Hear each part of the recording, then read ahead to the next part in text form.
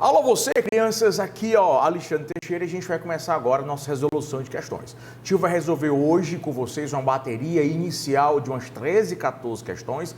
Depois o tio vai resolver uma outra bateria de mais umas 15 questões, tá? Essas 13 questões iniciais, elas são questões bem mais tranquilas. Você vai ver, inclusive, que essas questões se repetem muito na primeira fase da UAB. É óbvio que nem sempre as questões é óbvio que nem sempre as questões são as mesmas, como nesse caso aqui. Mas você vai ver na próxima bateria que, apesar de haver questões um pouco diferentes daquelas que a gente está assim, acostumado, mas essas questões mesmo diferentes, essas questões acabam se repetindo, essas questões acabam cobrando a mesma coisa. Tranquilo? Beleza? Vamos lá? Então, bora aqui, que o tio está se gravando sozinho hoje aqui. Não tem ninguém aqui no curso comigo, então vamos lá. Bora aqui brincar aqui com a primeira questão, tá? Olha só, você que assistiu aí já as nossas aulas de teoria, não vai ter problema algum em resolver isso aqui. Renato é um empregado doméstico que atua como caseiro no sítio de lazer do seu empregador. Contudo, a CTPS de Renato foi assinada como sendo operador de máquinas da empresa de titularidade de seu empregador.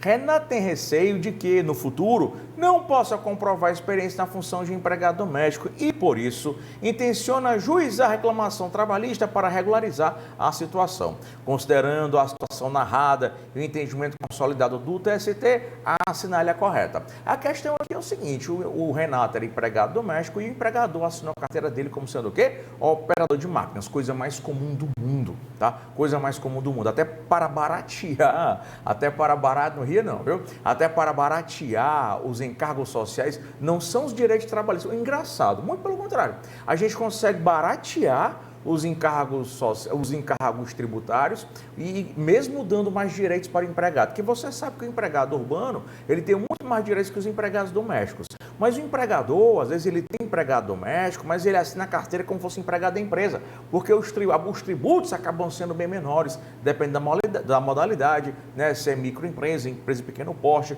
ou uma limitada, ou uma Eireli e tal, tá?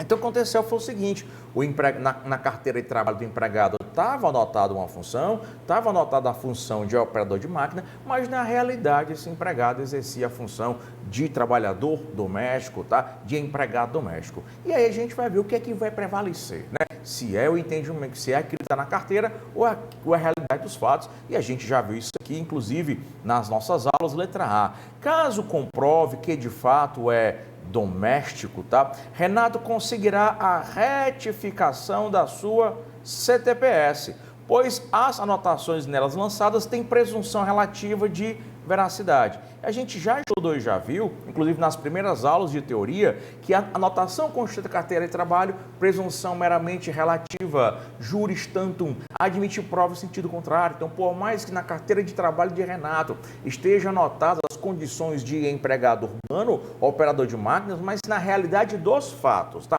Primazia da realidade dos fatos. Tá? Ele tem a função mesmo de empregado doméstico, vai prevalecer a função de empregado doméstico, o juiz vai mandar retificar, vai mandar consertar, ajeitar, tá? Mudar a função dele de empregado ou de operador de máquina para empregado doméstico, perfeito? Inclusive súmula 12 do TST e 225 do STF, uma vez que as anotações constantes da carteira de trabalho só tem presunção relativa de veracidade, a gente já está anotando aqui que a letra A, ela é muito parecida com a verdadeira. Somente o salário poderia ser objeto de demanda judicial para se comprovar que o empregado percebia valor superior ao anotado. A questão não fala de salário, tá? A questão aqui fala de anotação da CTPS, que é muito importante, como disse a própria questão, para o empregado comprovar que foi doméstico durante tantos anos, comprovar sua experiência durante tantos anos. Então, letra B de bola está falsa. Caso o Renato comprove que é doméstico, o pedido será julgado procedente. Até aqui tá tudo ok, mas a alteração será feita com modulação de efeitos. Que é isso, tio? Da data da sentença para frente, falso. Essa sentença aqui, ela vai retroagir, ela vai ser ex tunc, retroage tudo, tá? Ex tunc, retroage tudo. Então é falsa. Letra D de dado, Renato não terá sucesso em sua reclamação trabalhista, a gente sabe que é falso, né? Renato comprovando que realmente é empregado doméstico, Renato vai ter a retificação da CTPS. Olha só, buscando profissionais experientes, questão 2. Tudo aqui é questão da FGV, que alguns eu coloquei qual era o exame, outras não, tá? Mas são todas da FGV. A gente deve resolver umas 30 questões só sobre esse tipo de contrato de trabalho. Buscando profissionais experientes para manusear equipamentos de alta tecnologia e custo extremamente elevado, uma empresa anuncia a existência de vagas para candidatos que possuam possuam 2 anos de experiência prévia em determinada atividade. A partir dessa hipótese apresentada, a assinalha correta. Essa aqui, questão aqui, rapaz, você marca, inclusive sem nem olhar, tá? É óbvio que a gente já sabe, foi visto nas aulas, que o máximo que o empregador pode exigir de anotação em carteira, o máximo é de 6 meses, artigo 442-A da CLT. Então vamos lá, a manifestação é inválida, porque o máximo de experiência que pode ser exigida é a de 6 meses, verdadeiro, artigo inclusive 442-A da CLT, tá? A manifestação é inválida, verdadeiro, pois o empregador não tem o direito de exigir experiência prévia? Tem. Ele tem sim o direito de exigir experiência prévia só, que é no máximo 6 meses. A manifestação é inválida, porque o máximo de experiência que pode ser exigida é de 1 ano? Não, o máximo é de 6 meses, tá? E letra D de dado, a manifestação é válida, é falso, né? O empregador não pode exigir mais do que 6 meses, de experiência comprovada em carteira, tá? Eu juro por Deus, eu não consigo entender essa besteira aqui da CLT, não, mas tá na lei, né? Vamos obedecer, tá? Vamos lá. Por que, rapaz? Eu tenho um empregado com 6 meses, outro com com experiência de 6 meses, outro com 2 anos. Provavelmente vai contratar de 2 anos, tá? Então vamos lá. Uma empresa, questão 3. Uma empresa põe anúncio em jornal oferecendo emprego para a função de vendedor, exigindo que o candidato tenha experiência anterior de 11 meses na função.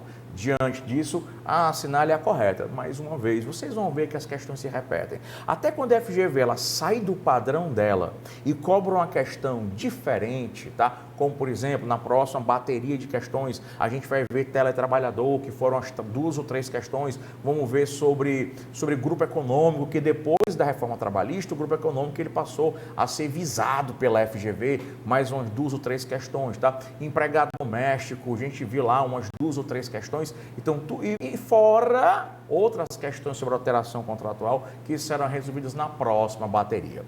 Então, a mais uma questão se repete aqui, questão inclusive que já caiu na segunda fase da OAB, é de no máximo 6 meses que o empregador pode exigir. Mais uma vez aqui, né, artigo 442 da CLT.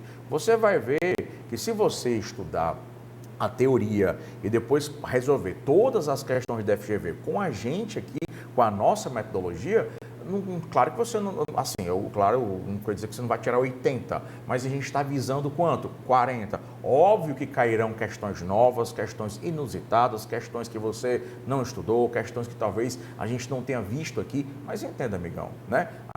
17 disciplinas você vê em 5 anos na faculdade. O nosso curso aqui é um curso extensivo, mas é um curso objetivo. Lembra que a gente estuda muito pouca coisa, a gente vai em cima da teoria da probabilidade. A probabilidade desses assuntos caírem são bem maiores do que outros assuntos, tá certo?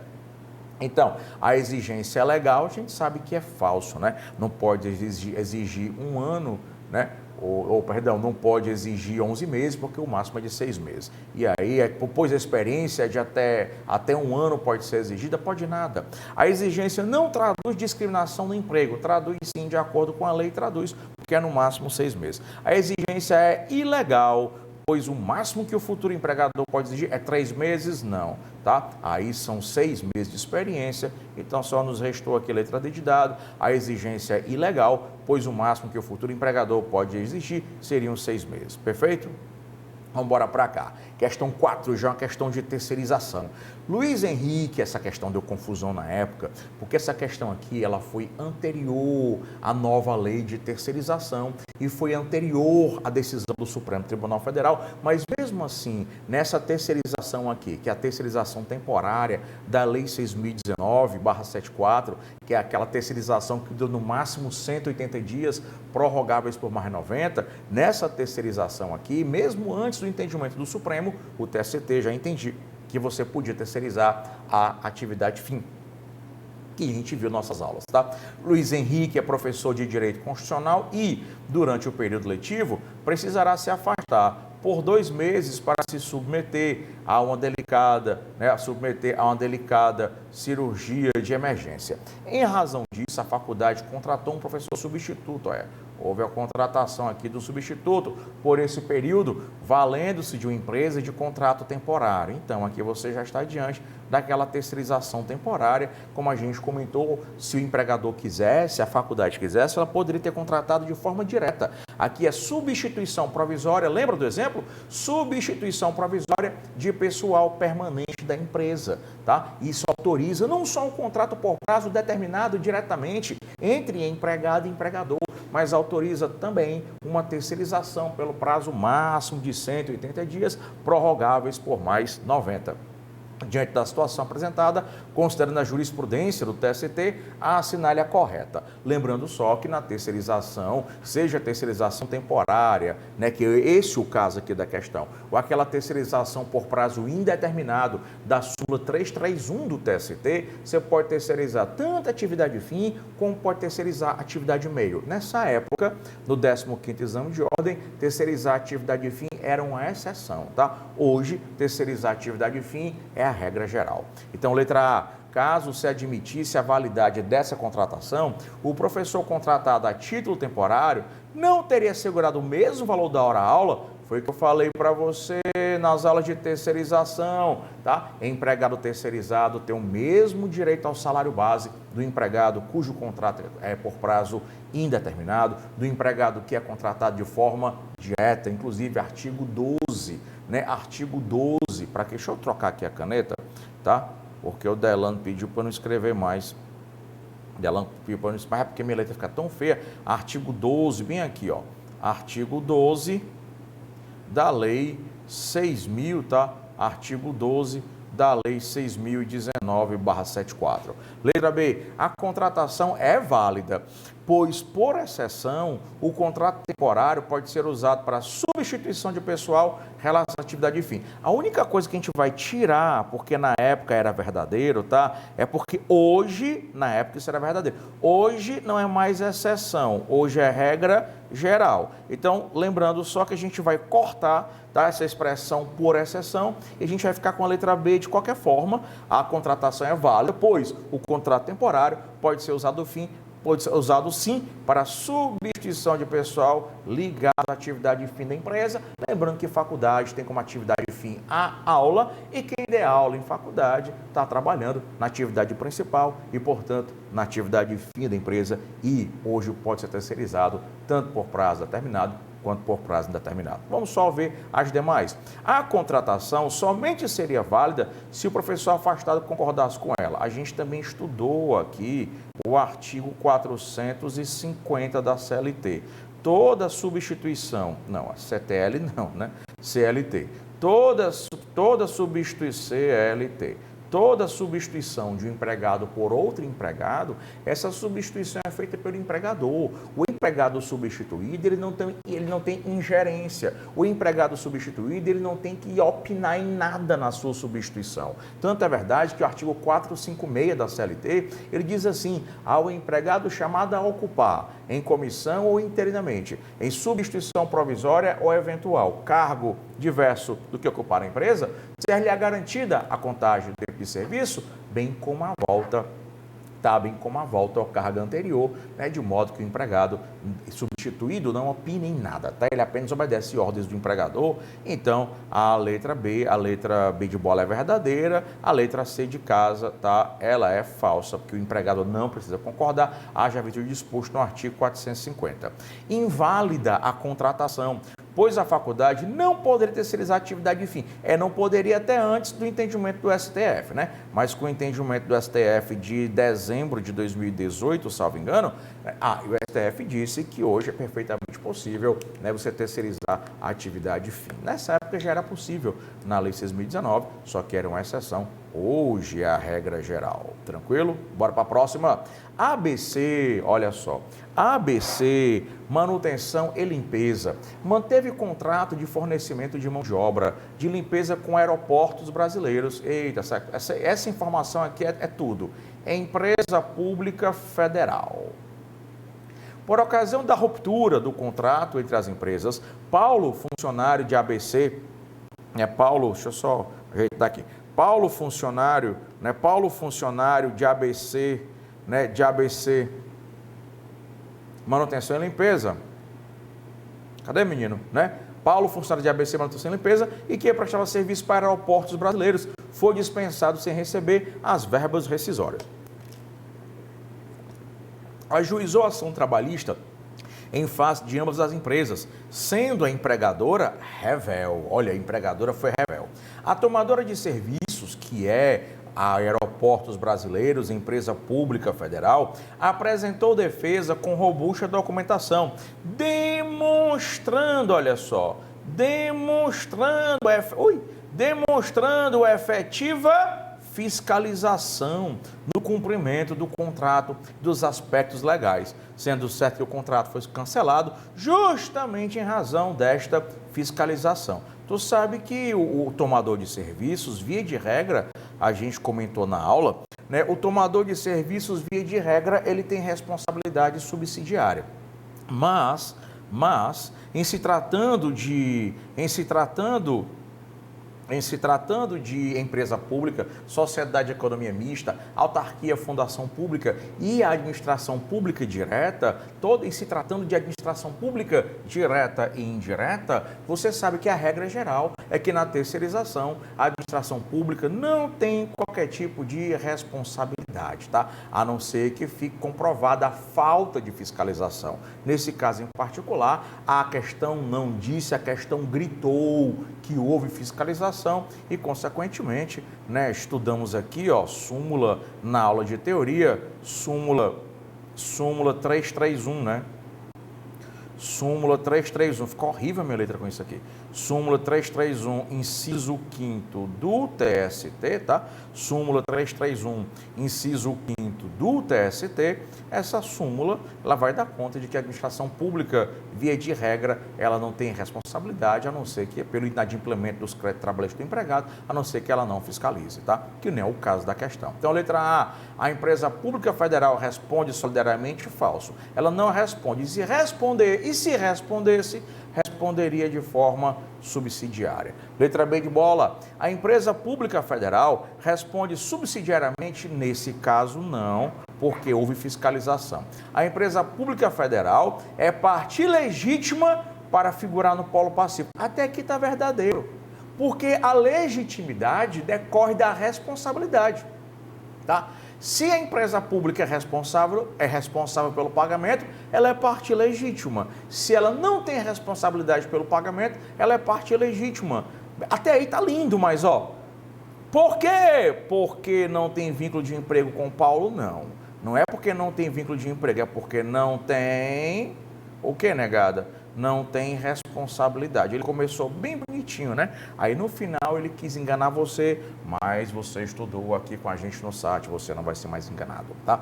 E letra D de dado, que deve ser a resposta correta, a empresa pública federal não responde pelo inadimplemento, que é a regra geral, das verbas trabalhistas, porque a sua responsabilidade não decorre do simples inadimplemento, tendo ficado provado no caso que houve uma efetiva fiscalização. A falta de fiscalização é que geraria a responsabilidade. Questão 6.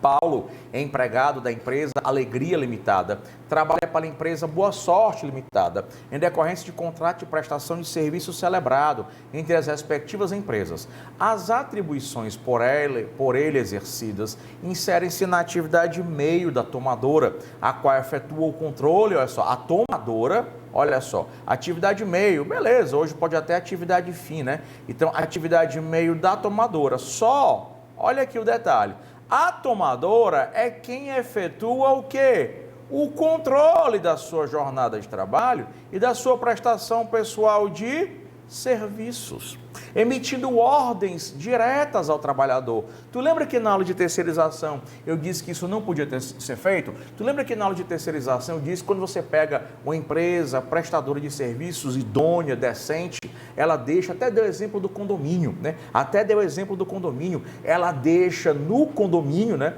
Ela deixa no condomínio um administrador, então o síndico, isso aqui pode ser qualquer empresa, porque o que é mais próximo de nós dois aqui é o condomínio. Então, se o síndico quiser dar alguma ordem, brigar, né, com alguém, o síndico dá ordem ao administrador, o administrador dá ordem ao terceirizado, tá? E para poder exatamente evitar o quê? Que a terceirização se transforme em terceirização ilícita e o vínculo empregatício se forme com o condomínio, que é o tomador de serviços, que passará a ter responsabilidade solidária, haja vista a formação do vínculo de emprego. Beleza? Então vamos lá. A terceirização é ilícita, verdadeiro. Opa, verdadeiro. Ui. A terceira, deixa eu apagar aqui.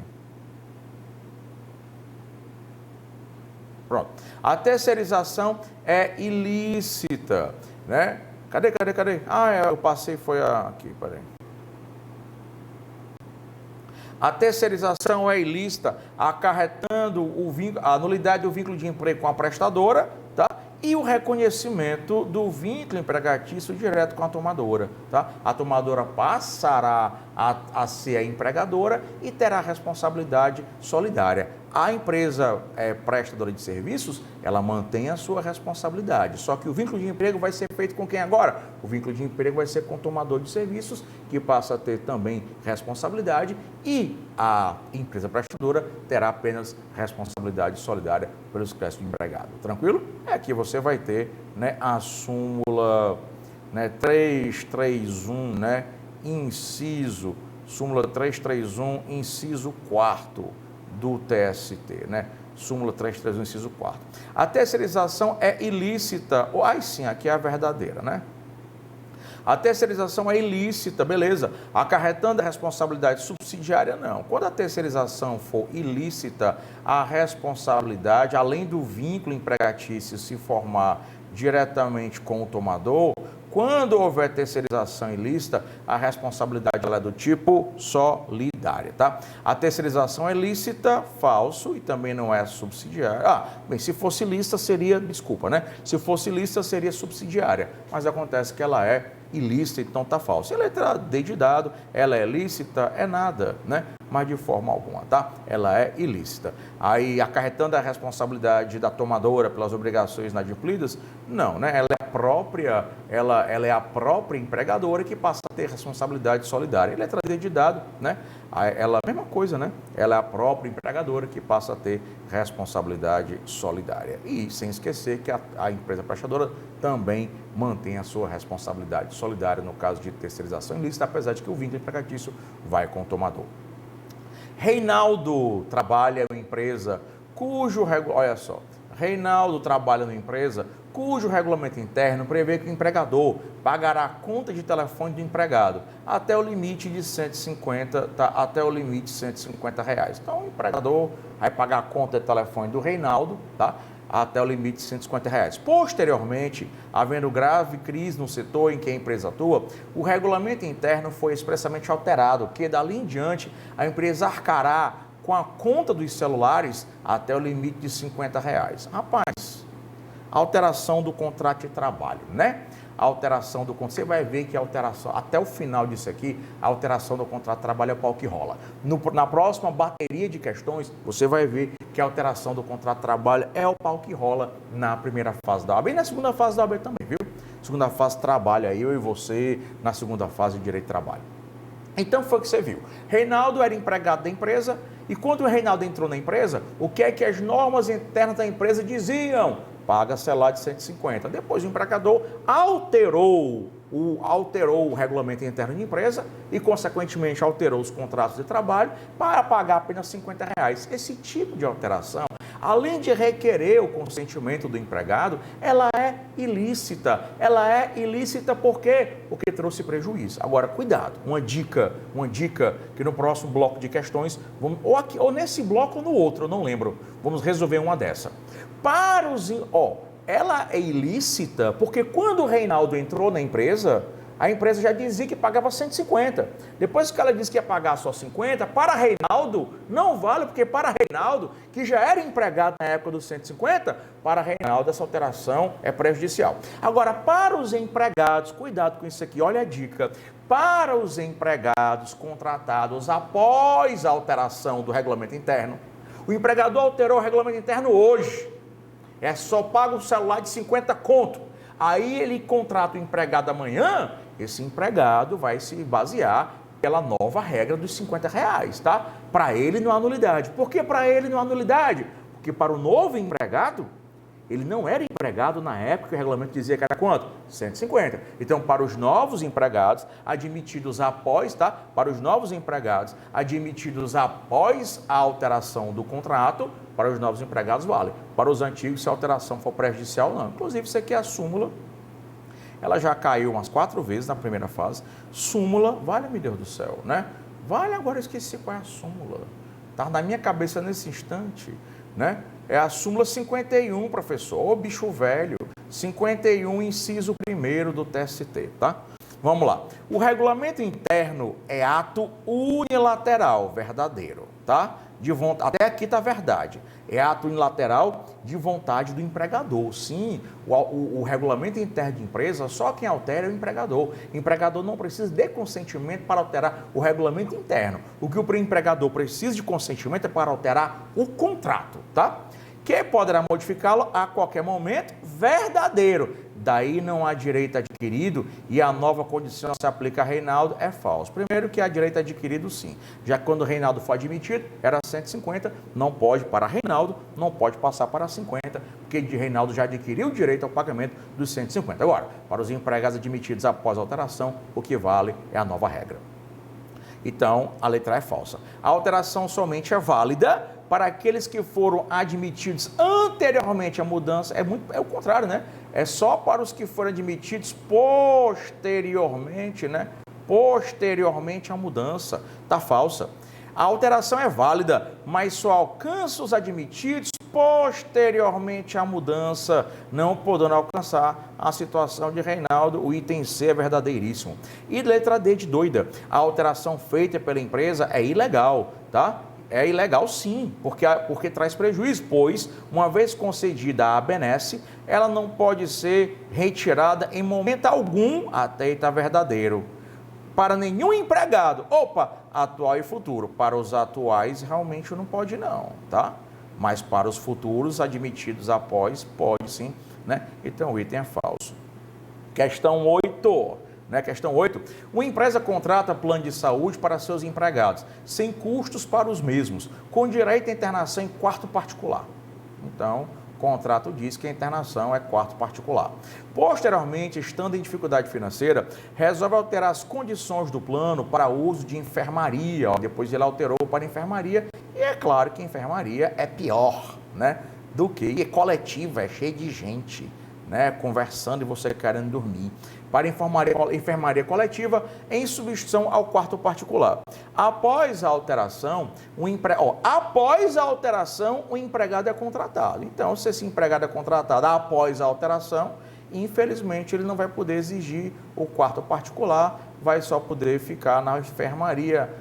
Súmula 51, né, inciso 1º, né, súmula 51, inciso 1º do TST. Então, ele está, aí o que passa mal, o empregado passa mal e exige o quarto particular. A gente já viu que ele não pode exigir. O empregado está correto, pois não pode haver autorização contratual que traga malefício para os que já estavam na empresa à época do quarto particular. A alteração para eles não vale, porque é prejudicial. Mas para os admitidos após a alteração, na vida deles só houve aquela enfermaria, ponto final. Está falsa.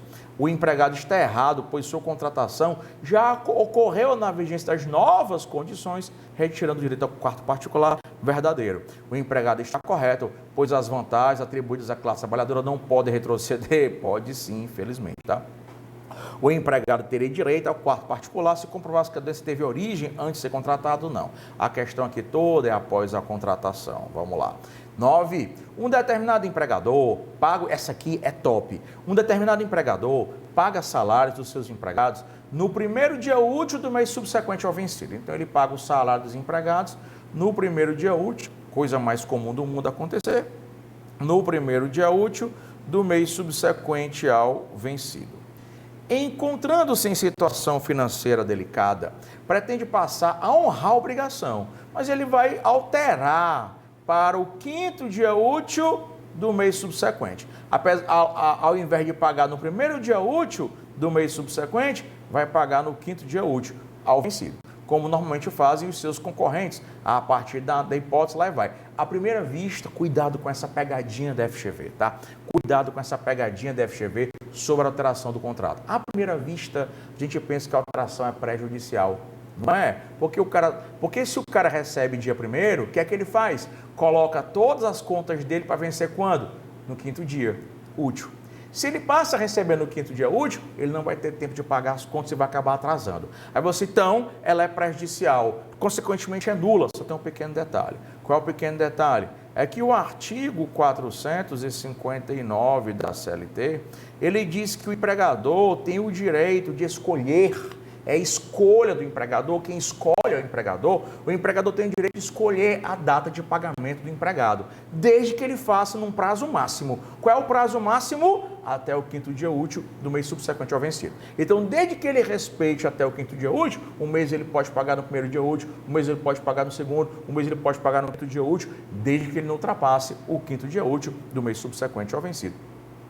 A alteração contratual, por ser lesiva, é inválida, aí é que está. Essa alteração contratual, ela é lesiva, mas tem expressa permissão legal, que é o caso do artigo 459, por mais que ela seja lesiva, não vai ser nula, porque o 459 permite que o empregador escolha a data de pagamento até o quinto dia útil. A alteração é válida, pois a nova data encontra-se dentro do limite legal, verdadeiríssimo. A alteração só pode ser realizada se houver acordo coletivo? Não, porque a lei não prevê acordo coletivo, muito pelo contrário, deixa o empregador sozinho, para vontade própria, para alterar o contrato. E letra D, de doidinha, a alteração da data somente prevalecerá para os admitidos após a mudança? Não, porque é a escolha do empregador a data em que ele vai pagar os seus empregados. Questão 10. Relativamente à alteração do contrato, trabalho é correto afirmar. Essa questão aqui, vou dizer para você, ela é muito antiga, mas eu não prometi que resolver todas? Pronto. Promessa é dívida.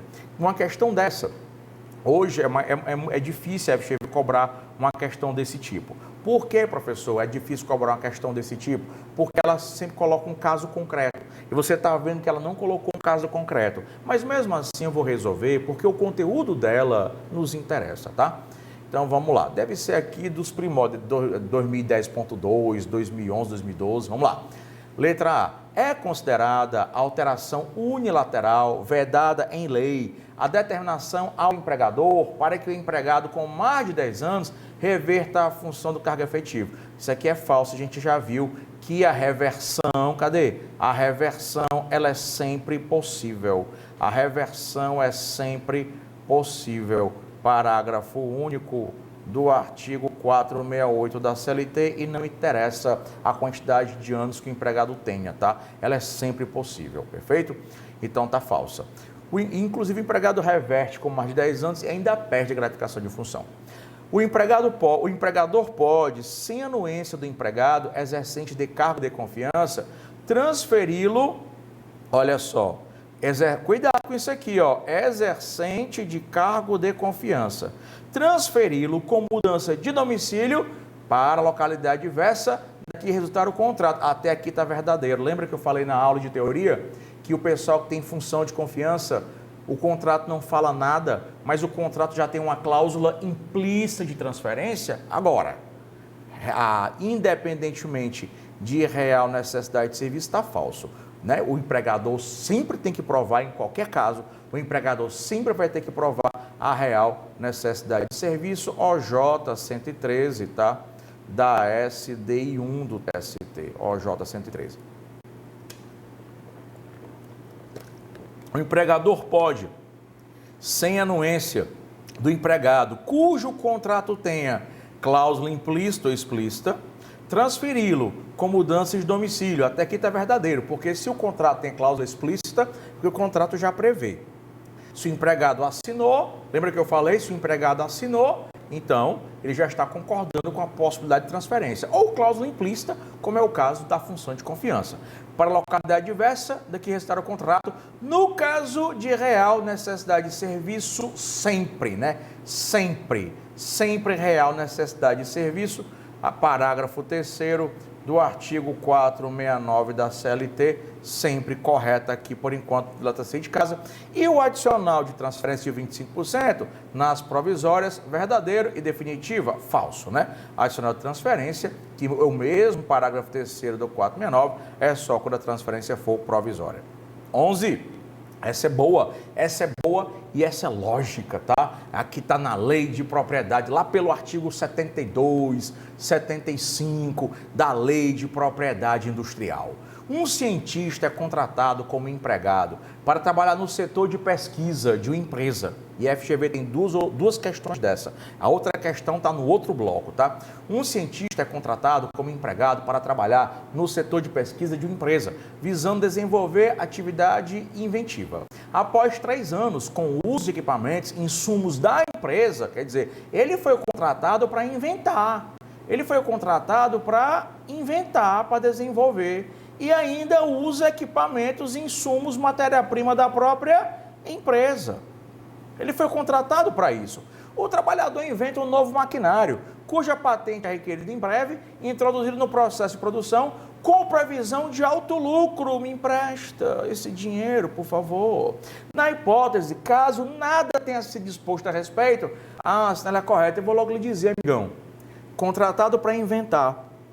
Tá? O empregado é contratado para desenvolver, é contratado para inventar, amigo, a invenção do empregador. O empregador já paga o salário dele, o empregador contratou ele, foi para ele fazer aquele serviço. Que serviço? O serviço de inventar. Inventou? A invenção é do empregador, a não ser que haja ajuste no contrato escrito, expresso, em sentido contrário. Mas se não houver este ajuste, a invenção é do empregador, os lucros são do empregador, dividendos são do empregador.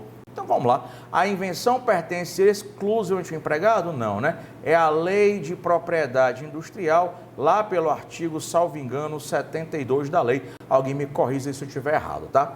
A invenção pertence exclusivamente ao empregador, dada a atividade para a qual foi contratado o empregado, verdadeiro, né? O empregado só teria direito a alguma coisa se o empregador quisesse. A invenção pertence ao empregado e empregador? Não. Não, só ao empregador. A invenção pertence ao empregador? Beleza. Mas é dado ao empregado pedir nenhum tipo de indenização. Questão 12. Está bem pertinho de acabar já. Plínio foi contratado em 30/11/2017 como auxiliar administrativo de uma fábrica de motores, tá? Graças ao seu ótimo desempenho, foi promovido, passando a gerente de operações. Olha, houve uma promoção e geralmente essas promoções, elas vêm acompanhadas de quê? De uma gratificação de função. Cargo dispensado de registro de horário, com padrão salarial, meu Deus, 5 vezes mais elevado do que o cargo efetivo imediatamente abaixo. Plínio, 5 vezes mais, não é nem 40% não, é 5 vezes mais.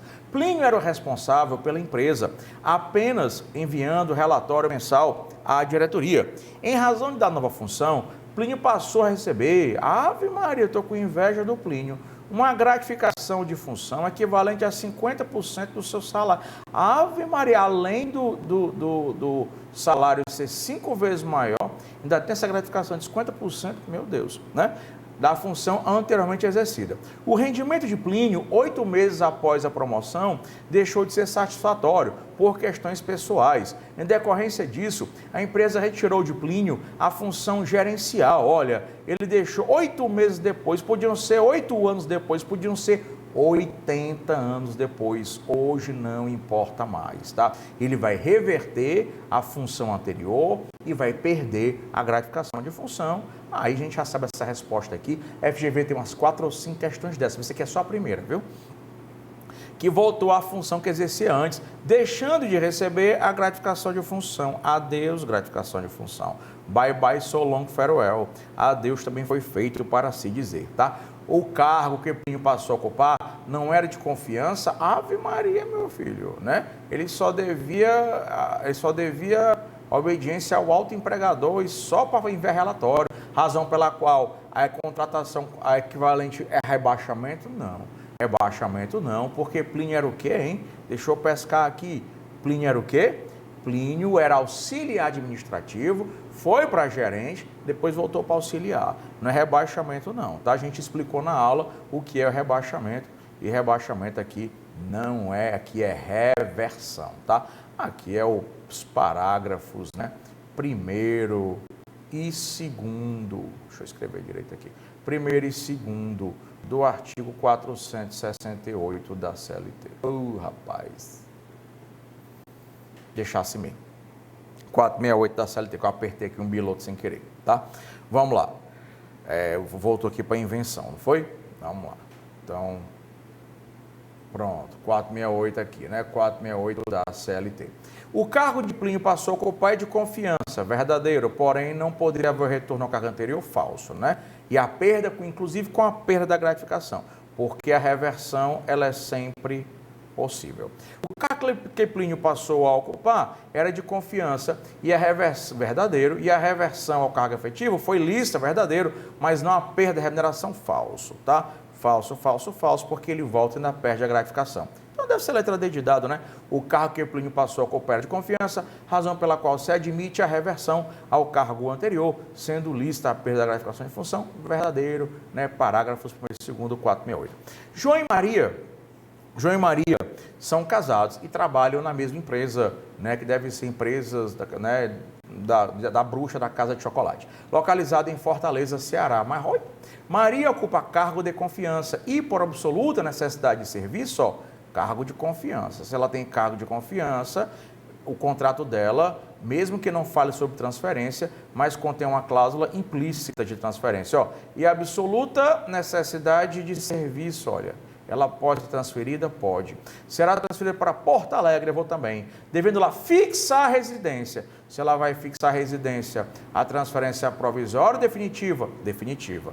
Diante da situação, arroche, né? Diante da situação, acabou-se, né? Se é definitiva, não tem nem que se falar em adicional de transferência, tá? A transferência não pode ser realizada porque o núcleo familiar seria desfeito, daí ser verdade por lei, falso, né? Infelizmente, o maridão e o filhão terão que acompanhar, né, a respectiva Maria, tá?